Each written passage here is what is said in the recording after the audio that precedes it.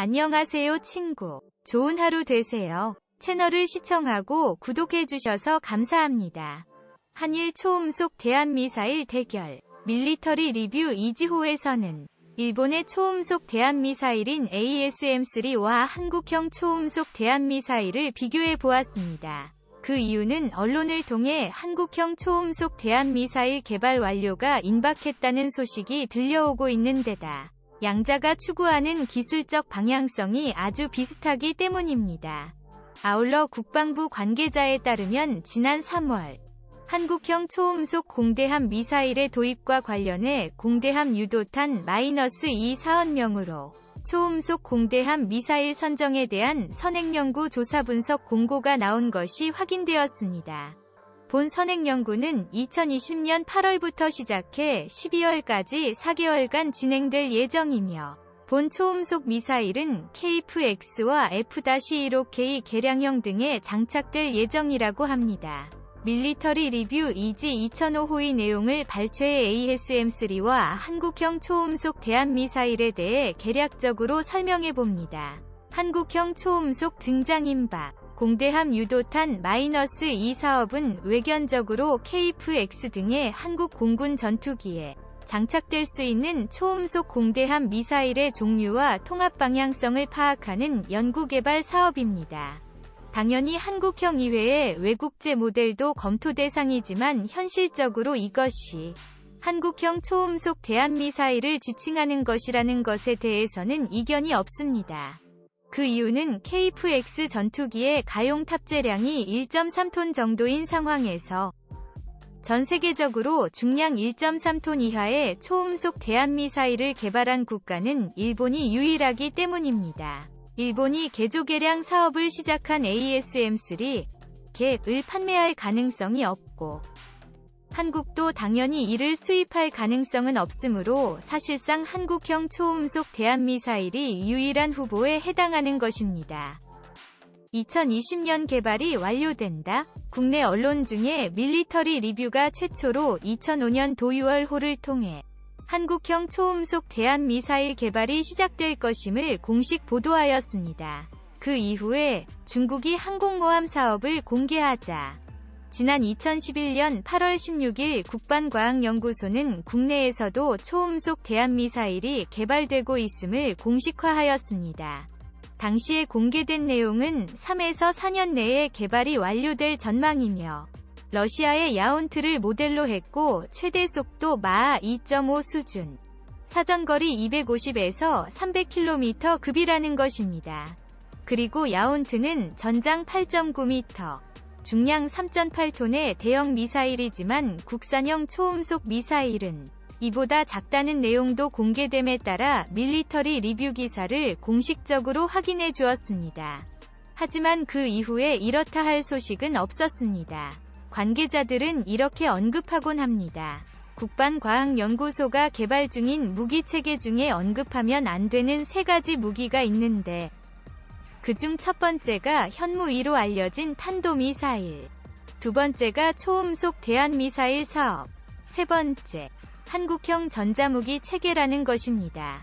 실제 이 3가지 사업은 최고 극비 사업으로 분류되어 관련된 논문이 군사학술대회에 출품되는 것조차 차단되고 있습니다. 이렇게 비밀로 관리되고 있다가 지난 2017년 4월 20일 국방부를 통해 마하 3 수준의 초음속 대한미사일을 오는 2020년께 실전 배치 목표로 개발 중인 사실이 다시금 공개되었습니다. 그럼 현재 어떻게 진행되고 있는가? 초음속 대한미사일의 기반 기술 개발은 2000년대 초반부터 시작되어 2005년 즈음에 러시아와 기술 도입에 관련된 논의가 본격적으로 진행되었다고 합니다. 그 후 2007년부터 본격 개발이 시작되어 원래는 2015년 즈음까지 완성될 예정이었습니다. 하지만 초음속 대한미사일의 핵심 기술인 IRR 설계, 중고도와 저고도에서의 안정적인 연소 문제로 인해 개발이 지속적으로 늦어져 결국 2020년 올해가 되어서야 겨우 완성 단계에 도달한 상황입니다. 한국형 초음속 대한미사일 사업은 국방과학연구소 주도하에 유도체계는 LIG 넥스원이 담당하고 있으며 탄두와 신관은 한화가, 램제트 엔진은 한화테크윈이 각각 담당하고 있습니다.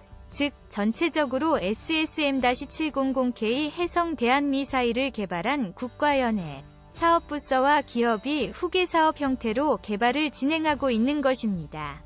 그러나 현실적인 개발 장벽은 너무나 높았다고 합니다.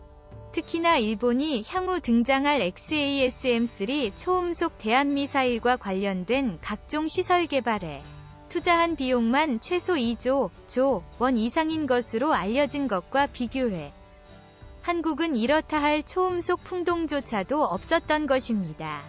그래서 국가연은 인도 브라모스 프로그램이 사용한 방식과 대만 및 일본과 같은 독자적 핵심 기술 개발 방식을 모두 고려했다고 합니다.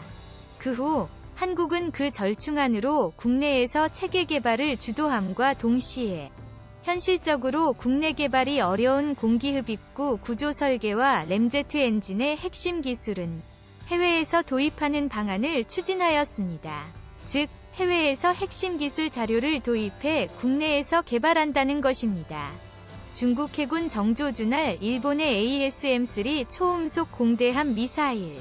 일본이 새로운 공대함 초음속 미사일 ASM-3를 처음으로 공개했다. 경제력과 군사력을 바탕으로 중국명 다오이다오, 일본명 센카쿠 열도를 놓고 영유권 분쟁을 벌이는 중국에는 큰 타격을 줄 수 있는 무기여서 중국의 신경이 날카로워질 수밖에 없다. 미국 방산매체 디펜스 블로그는 15일 현지 시각 일본 방위성 야마모토 토모히로 부대신 차관 아이치현 토요야마에 있는 미츠비시 중공업의 코마키 미나미 공장을 방문했을 때 초음속 미사일 ASM-3이 공개됐다고 전했다. 사진은 야마모토 부대신이 자기의 사회관계망 서비스 SNS에 올렸다. ASM-3는 항공자위대의 F2 전투기용으로 개발된 장거리 공대함 미사일이다. ASM-3는 최고속도 마하 3으로 비행하기 때문에 함대공 미사일로 요격하기가 어렵다. 당초 150에서 200km였지만 최근 공개된 사거리 연장 개량형은 400km에 이른다. 길이 5.25m, 무게는 900kg이다. 사거리도 길다. 유도 방식은 능동과 수동 레이더 추적 방식을 사용한다. 수동 레이더는 제머나 능동 레이더가 방해를 받더라도 표적을 추적, 패퇴시키는 능력을 갖추고 있다고 디펜스 블로그는 전했다. 미사일의 외형은 은밀성을 높이기 위해 가 스텔스 설계와 함께 복합 소재로 제작했다. 크기도 선행 미사일보다 크고 공기흡입구도 다르게 제작했다. 지상 미사일 레이더처럼 작동한다는 추측도 있다. 미사일 개발 기간은 2003년부터 2017년까지 무려 15년이 걸렸고 연구 개발비로 390억엔 3억 6,700만 달러이 투입됐다. 일본 항공자위대는 중국 해군 함정들이 고성능화되면서 올해부터 ASM-3위 사거리 400km 개량형을 배치할 예정이라는 보도도 있다. 일본은 앞서 국산 공대함 미사일 80식 공대함 미사일 ASM-1을 개발했다. 총 15회의 발사 실험이 이뤄졌다. 무게 600kg, 아음속의 사거리 50km. 능동 레이더 추적 즉 미사일 자체에 소형 추적 레이더 송수신부를 갖춘 유도 방식을 사용했다. 항공자위대의 F1 지원 전투기, F-4J, F2기가 사용했다. 일본은 이어 1993년에는 93식 공대함 미사일 ASM-2를 개발해 배치했다. 터보제트 엔진을 장착해 비행 속도도 빨라지고 사거리는 170km로 늘어났다. 적외선 이미지 유도 방식을 채택했다. 길이 4m, 무게는 530kg다. F2, F-4J 전투기가 장착했다. 이들 세 공대함 미사일은 모두 미츠비시 중공업이 생산했다. 일본의 기술적 도전. 일본은 한국과 마찬가지로 기존 초음속 대한미사일을 소형화시키겠다는 과감한 결정을 내렸습니다. 그 결과 일본이 개발한 XASM-3 미사일은 전장이 6m로 대만의 웅풍-3 초음속 미사일과 비슷합니다. 하지만 미사일의 직경이 45cm에 달하는 웅풍에 비교해 한 둘레가 작으며 동체 직경을 아음속 모델인 ASM-2와 차이가 없는 35cm 급으로 축소시켰습니다. 또한 동체 측면을 따라 90도 각도로 4개의 공기흡입용 덕트가 배치되는 웅풍-3 등과 달리 2개의 덕트만을 사용하므로 전체적인 부피는 훨씬 작습니다.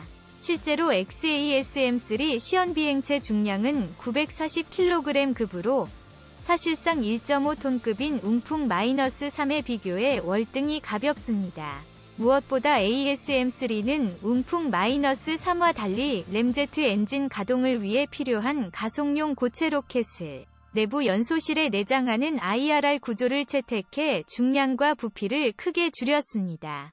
XASM-3 유도체계 XASM-3의 기본적인 유도체계는 GPS, INS 복합 중간항법 체계와 능동 및 수동 레이더 시커를 조합한 도립유도 체계의 조합형입니다.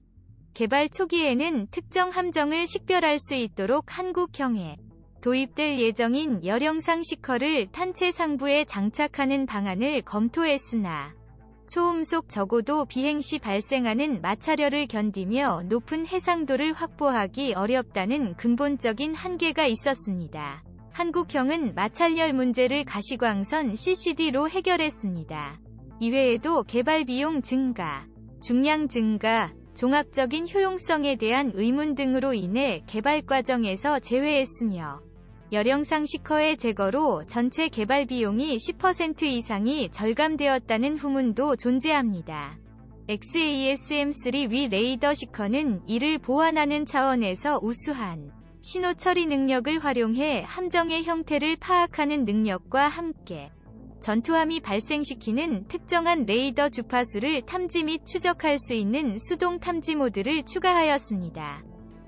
특히 수동 탐지 모드의 경우 표적을 요격하기 위해 고출력의 레이더를 작동시킬 수밖에 없는 적의 반공함 등을 식별하기 용이하며 비행 중 항법 보조나 해상 및 지상의 대레이더 공격 임무 등 다양한 용도로 운용이 가능합니다. 능동 탐지 모드 역시 고성능 하드웨어, 카 혹은 쿠밴드 AESA로 추정됩니다. 를 사용하므로 이론적으로 매우 우수한 추적 효율을 발휘합니다. 또한 저고도 비행을 위해 고성능의 이중 레이더 고도계를 탑재하고 있습니다. 거의 비슷한 시기에 배치될 것으로 보이는 한국형 초음속 대한미사일과 일본의 ASM-3, 개에 대한 보다 자세한 비교 분석은 밀리터리 리뷰 이지 2005호를 참조하시기를 바라며 남은 주말 잘 보내십시오. 실제 한국형 모델이 공개되면 보다 자세히 소개해볼 예정입니다.